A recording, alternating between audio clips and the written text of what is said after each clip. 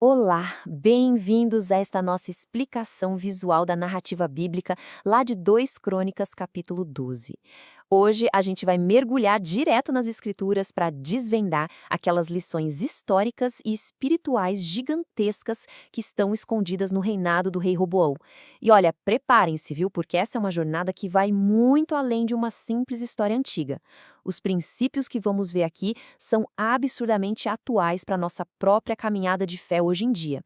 Então, o que será que acontece quando uma nação esquece o seu Criador exatamente no momento em que se sente mais forte? Essa é a pergunta-chave que vai guiar todo o nosso estudo de hoje. Sabe, o que rola quando a gente começa a se sentir autossuficiente? Como a gente vai ver logo mais, tem um perigo enorme, quase invisível, naquela complacência espiritual que costuma dar as caras bem nos nossos momentos de maior paz e prosperidade. É um padrão humano que se repete muito, e a história de Roboão é o nosso grande sinal de alerta. Parte 1. A ascensão e a queda. Para a gente entender bem o contexto, Roboão assumiu o trono quando tinha 41 anos de idade. E olha que interessante, durante os 3 primeiros anos dele no poder, o reino de Judá prosperou de um jeito incrível. Eles estavam andando certinho nos caminhos fiéis de Davi e de Salomão. Mas prestem bem atenção no que acontece logo em seguida. Conforme a força política e militar deles foi crescendo, aquela devoção verdadeira que eles tinham despencou rapidinho. Lá para o 5º ano, a apostasia já tinha tomado conta de tudo e isso, claro, acabou atraindo consequências bem pesadas.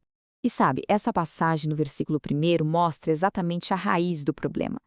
Atingir aquele nível confortável de sucesso muitas vezes traz uma tentação muito perigosa, a de abandonar o próprio Deus que nos deu essa prosperidade toda.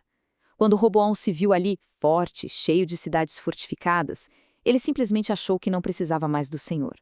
E a maior tragédia de todas é que a liderança arrasta multidões, né? Ele deixou a lei e acabou levando todo o povo junto com ele. Parte 2. Consequências do afastamento. 1.200. Esse definitivamente não é só um número qualquer.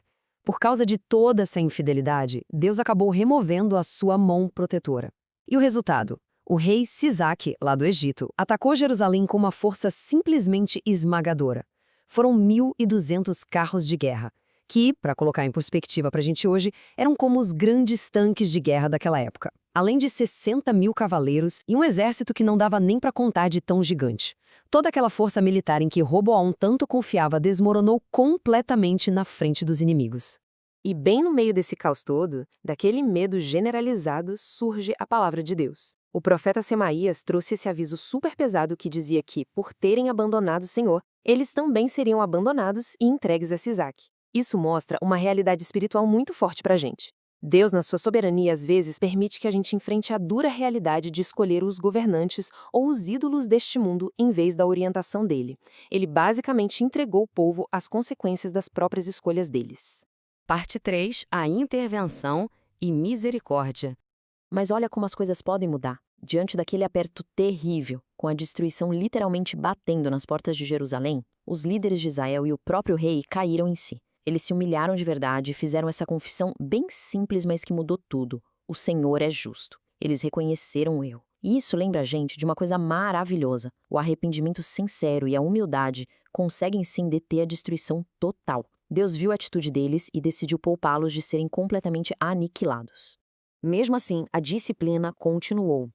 Deus mostrou uma misericórdia imensa, mas permitiu que eles ficassem sujeitos ao Egito por um tempo. E por que isso? Para ensinar uma lição que eles jamais esqueceriam. É um contraste gritante.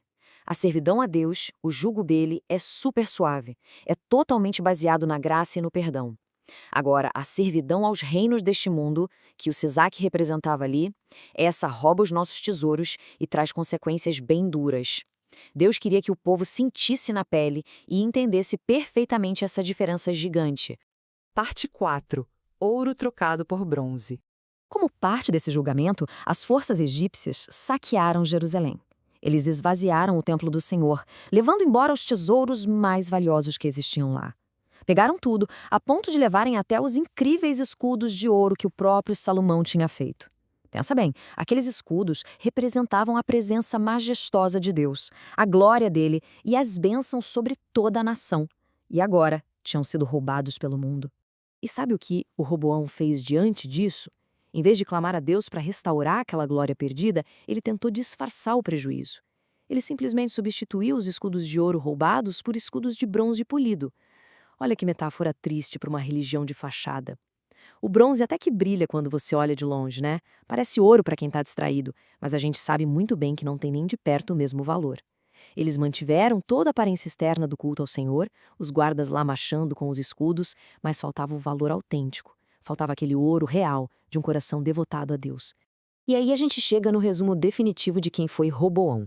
É quase o epitáfio dele lá no versículo 14.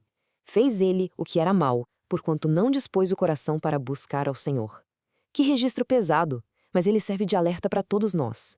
A verdadeira liderança e a nossa sobrevivência espiritual exigem uma coisa básica, mas fundamental. Um coração que esteja constantemente e intencionalmente disposto a buscar o Criador.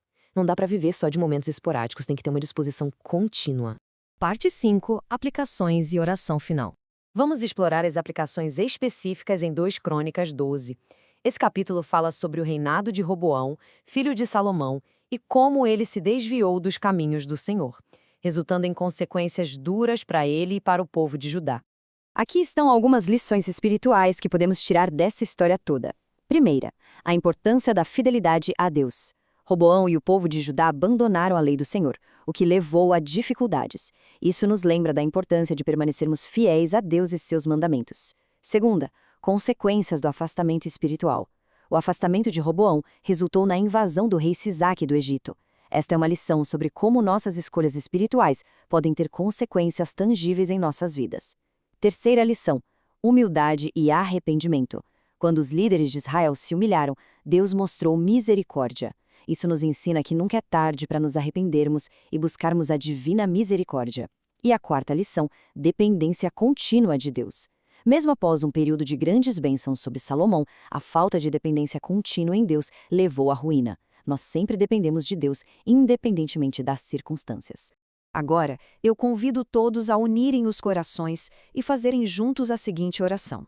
Querido Deus, reconhecemos que, assim como o rei Roboão enfrentou desafios e se desviou dos seus caminhos, também somos aplicados a nos salvar de Ti. Pedimos humildemente que nos ajude a buscar constantemente a Sua presença e a Sua vontade em nossas vidas, que possamos aprender com os erros do passado e nos voltar para Ti com corações sinceros e arrependidos. Fortaleça-nos para que permaneçamos firmes na fé, confiando em Sua misericórdia e graça para nos guiar em cada passo do caminho. Em nome de Jesus. Amém. Gente, essa mensagem que acabamos de refletir é absolutamente vital para os nossos dias. Por isso, a gente reforça aqui a importância de compartilhar essa reflexão para espalhar essa mensagem de fidelidade, de arrependimento e de dependência contínua de Deus. Mandem para os amigos, para a família, para que muito mais pessoas conheçam a profunda e maravilhosa misericórdia do nosso Criador. E para encerrar esta nossa explicação visual de hoje, fica aqui aquela pergunta final para a gente levar para a vida. Nós estamos nos contentando com escudos de bronze, sabe? Mantendo apenas aquela aparência de fé? Ou estamos de fato buscando o Senhor de todo o nosso coração para manter o verdadeiro ouro da sua presença nas nossas vidas? Fica aí essa reflexão para a gente pensar bastante, que Deus nos guie a escolher sempre o ouro de uma vida perto dele. Muito obrigado por acompanharem, fiquem em paz e até o nosso próximo estudo.